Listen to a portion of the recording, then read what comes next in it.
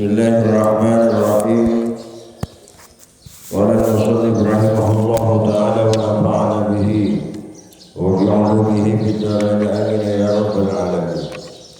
Qala la 'ilma lana illa ma 'allamtana innaka antal 'alimul hakim wa tub 'alaina innaka antat tawwabur rahim. Wa qala rahimahullah, dan berkata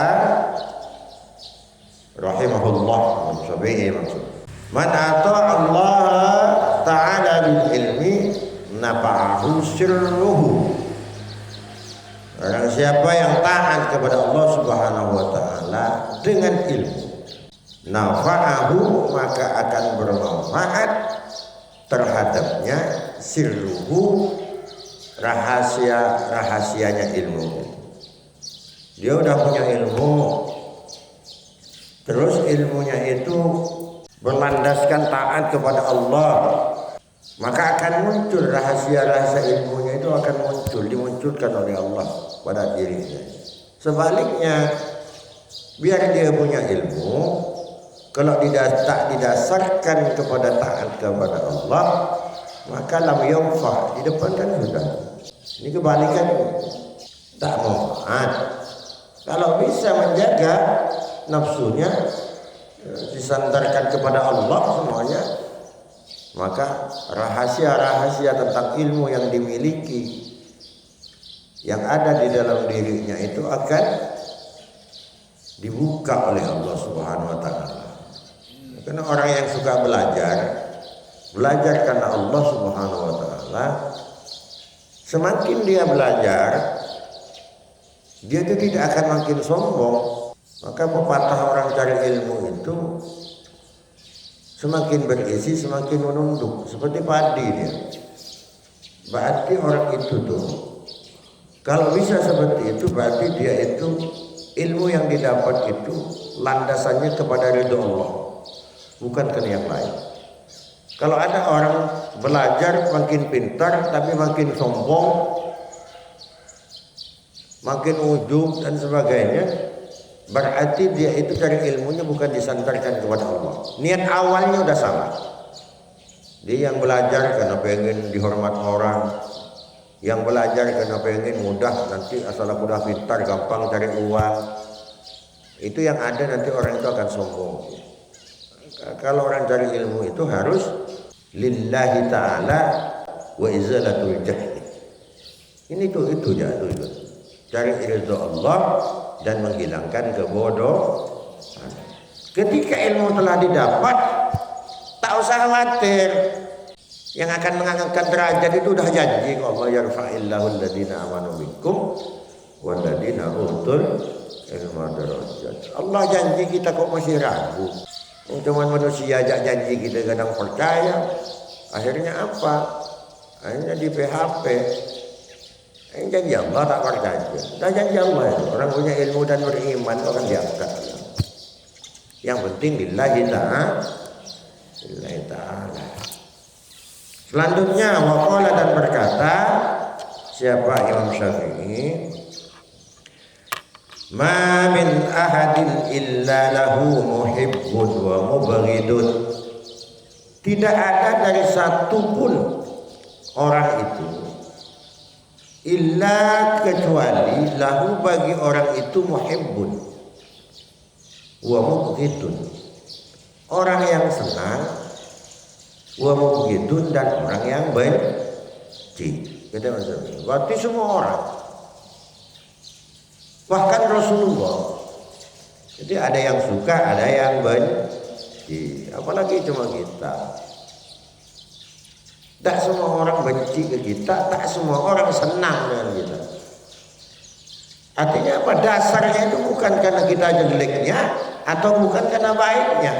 Meskipun kamu orang baik, pasti masih ada nanti orang yang benci. Ada yang benci beneran, ada yang benci tapi rindu. Ada. Fa idza kana dzalika, apabila itu terjadi, kata Imam Syafi'i, kalau itu terjadi, fakun ma'a ahli ta'atillahi azza wa jalla, maka kalian harus ada bersama orang yang li taat kepada Allah Azza wa Jalla. Itu caranya. Kalian lihat dulu, kita lihat. Ini orang yang suka kepadaku ini dasarnya apa dia? Apa dia sukanya kepadaku ini karena aku suka beribadah? Iya, karena kita taat beribadah. Nah, teruskan, jadikan kawan orang macam itu. Atau kalau ada orang yang benci kepada kita itu karena kita taat ibadah, orang benci kepada kita. Hindari orang macam itu. Ada tak ya? Ada, kita datang ke masjid, so taat. Ganti tahu tu dekat. Orang pergi ke masjid salah, tak senang dia. Berarti itu orang rosak. Cewek, cek keber orang.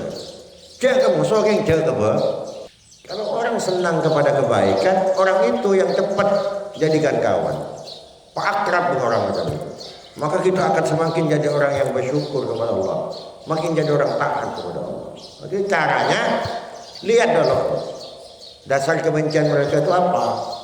Kalau karena iri, misalnya, tak usah terlalu dekat.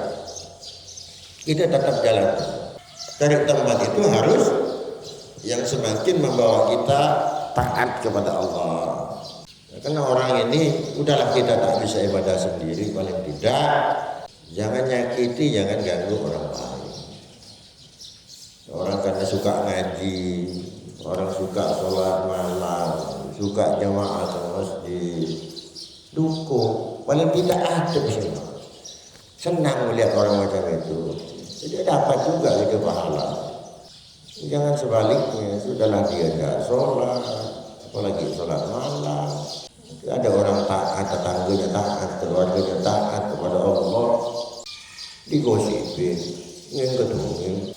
Orang seperti itulah lam yasunab sahu kata orang yang tak bisa menjaga hawa nafsunya, celaka orang itu. Wa ruya anna Abdul Qahir ibn Abdul Aziz kana rajulan sholihan wara'an. Diriwayatkan sesungguhnya Imam Abdul Qahir bin Abdul Aziz ini, dia ini adalah seorang laki-laki yang soleh waro'. Ini jarang terjadi. Udahlah soleh masih waro'. Wa kana yas'alu Syafi'iyah, dan dia bertanya terhadap Imam Syafi'i radhiyallahu an masailah, dari masalah-masalah fil wara'i, di dalam persoalan pada seputar tentang kewara'an. Wa Syafi'i rahimahullah, dan adapun Imam Syafi'i rahimahullah yukbilu alaihi, itu menerima kepada Abdul Qahir bin Abdul Aziz ini liwara'ihi, karena kewara'annya. Rupanya Imam Syafi'i menerima pertanyaan, menjawab pertanyaan dari Abdul Qahir bin Abdul Aziz ini. Kenapa? Karena senang kepada kewara'an yang dimiliki oleh Abdul Qahir. Karena Imam Syafi'i sendiri orang wara', kedatangan tamu wara' senang. Jadi tidak ada orang yang tahu pada orang yang wara' itu kecuali orang yang wara' juga. Faqala li Syafi'i yauman, kemudian dia berkata kepada Imam Syafi'i yauman, pada suatu hari, ayyuma afdal, mana lebih utama, as-sabru awil muhnatu awil tamkin. Ya Imam Syafi'i, manakah yang lebih utama antara sabar, yang kedua itu mihnah, mihnah itu ujian, wa tamkinu, dan teguh hati. Itu pertanyaan dari Abdul Qahir bin Abdul Aziz. Tanya ke Imam Syafi'i, mana yang lebih utama, sabar, ujian, teguh hati, tamkin, mana yang lebih hebat? Apa jawab Imam Syafi'i? Faqala Syafi'i rahimahullah, maka jawab Imam Syafi'i rahimahullah, At-tamkinu darajatul anbiya. Sedangkan tamkin itu adalah derajat para nabi. Berarti yang tertinggi itu adalah orang yang teguh hati, teguh pendirian. Wala yakunu at-tamkinu illa ba'dal mihnah. Teguh pendirian itu tidak akan pernah ada kecuali dia setelah diuji dulu. Makanya dia paling tinggi, ujian dulu. Kenapa kamu alim? Karena kamu ujian dulu. Ujiannya apa? Kamu ada di pondok ngaji. Kalau dibangunkan subuh cepat bangun, pergi ke masjid, belajar yang benar. Kalau belajar tidak tidur, dengarkan, dikaji, pokoknya disimak benar guru menjelaskan. Berarti kamu lulus ujian kalau bisa dilakukan, maka kamu akan tamkin. Kalau tak dilakukan, berarti tak lulus. Mulai maklum bodoh, tak lulus ujian. Jadi harus diuji dulu. Tidak ada orang naik tingkat kemudian naik begitu saja, tidak diuji, tidak ada. Ada proses. Maka mihnah itu ujian itu di bawah dia, masih di bawah tamkin. Tertingginya itu adalah tamkin. Faedah tahana ketika telah teruji sabarah, maka akan sabar. Orang bisa kita tahu dia itu penyabar atau tidak setelah dia dapat masalah dulu. Masa tidak ada masalah, tidak ada apa, orang sabar dong. Dari mana kamu bisa melihat dia orang sabar kalau belum ada ujiannya? Ujiannya apa? Diuji orang dan sebagainya, dibuat emosi dan sebagainya. Di situ baru faedah sabarah mungkinah. Nah, kalau sudah sabar dia, baru dia akan berteguh hati. Ala tara, tidakkah engkau lihat Allah Ta'ala sesungguhnya Allah Subhanahu wa Ta'ala imtahana Ibrahim alaihi salatu wassalam summa makkannahu, itu menguji terhadap Nabi Ibrahim alaihissalam, kemudian Allah meneguhkan hatinya. Jadi uji Allah. Allah menguji seseorang, Allah menguji orang yang beriman itu tujuannya adalah dalam rangka untuk memasakkan dia, dalam rangka untuk meneguhkan hati orang yang beriman itu. Allah tuh cinta kepada orang yang beriman, maka diuji loh. Setelah diuji baru diteguhkan hatinya. Makanya tidak ada nabi yang tak teruji itu oleh Allah, tidak ada. Semua diberi ujian oleh Allah. Nah, Nabi Ibrahim juga diuji dengan apa? Diuji dengan disuruh menyembelih anak-anaknya paling ganteng, paling cerdas, pintar, paling lucu-lucunya masih Nabi Ismail, tiba-tiba disuruh sembelih. Coba kita, anak kita disuruh sembelih, Allah yang merintah mau melakukan itu. Nabi Ibrahim tetap melakukan itu, maka diteguhkan hatinya oleh Allah. Terus wa imtahana Musa alaihi salatu wassalam summa makkanna, dan menguji kepada Nabi Musa.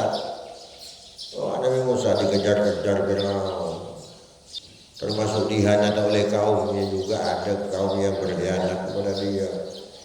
Ujian luar biasa. Wa imtahana Ayyub alaihi salatu wassalam summa makkanna, Nabi Ayyub orang yang paling kaya diuji oleh Allah, habis hartanya.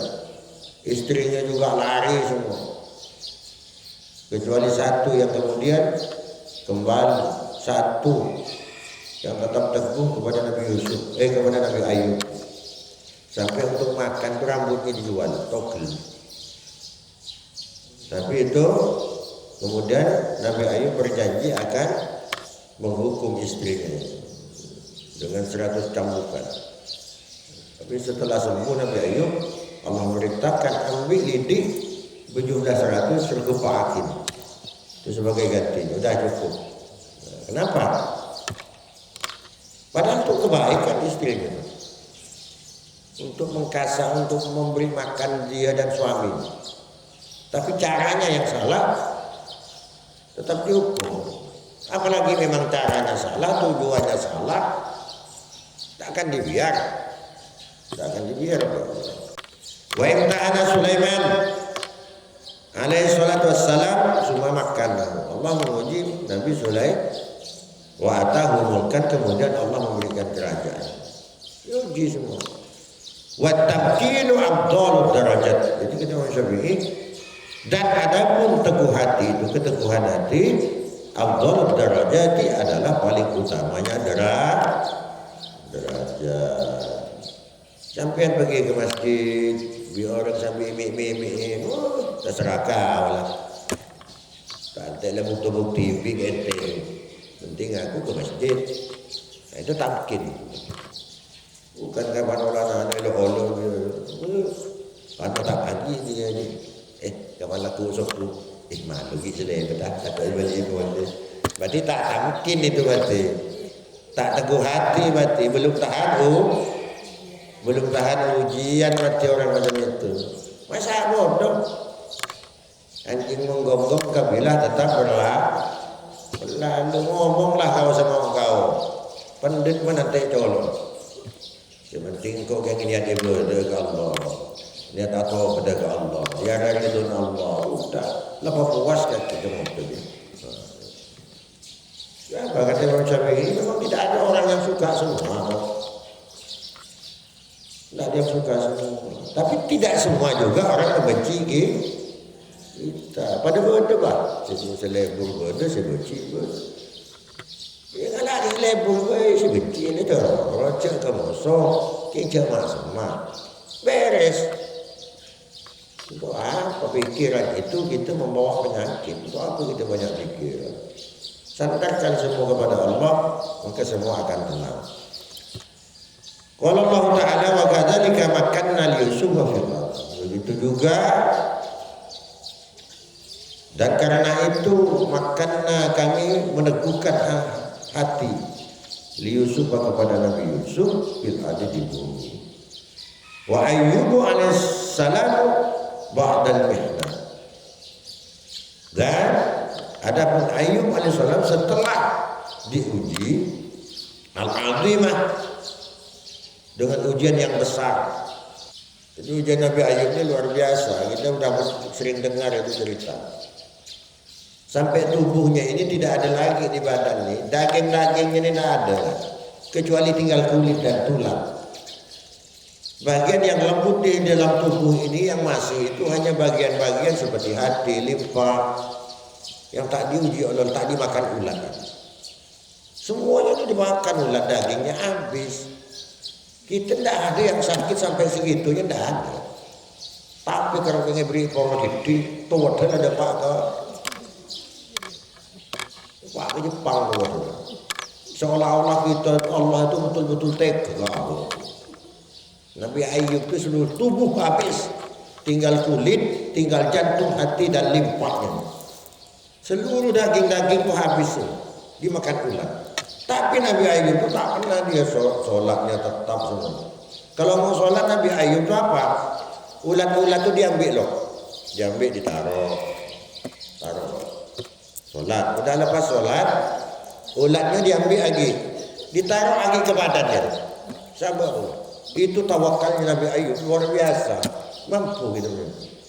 Tak bisa, paling tidak kita berperang dengan nafsu kita seperti itu, tamkinnya kita itu paling tidak mun lebat macam meme orang masak udah kelas itu cukup lah. Abang udah akan jejak. Jadi kalau badan kita kena ulat, kita mau sholat ulatnya ditaruh lagi, lepas sholat diambil, kenapa tak ger aja? Tempat lain muntai petes, tak ger. Itu kuat Nabi Ayyub seperti itu ujiannya. Qala Allah Ta'ala wa ma ataina wa lahu wa mislahu ma'ahum, dan wa atainahu ahlahu, kemudian ku kembalikan, ku datangkan kembali kepada Nabi Ayyub itu ahlahu, terhadap keluarga-keluarga. wa mislahu ma'ahum, dan pengikut-pengikutnya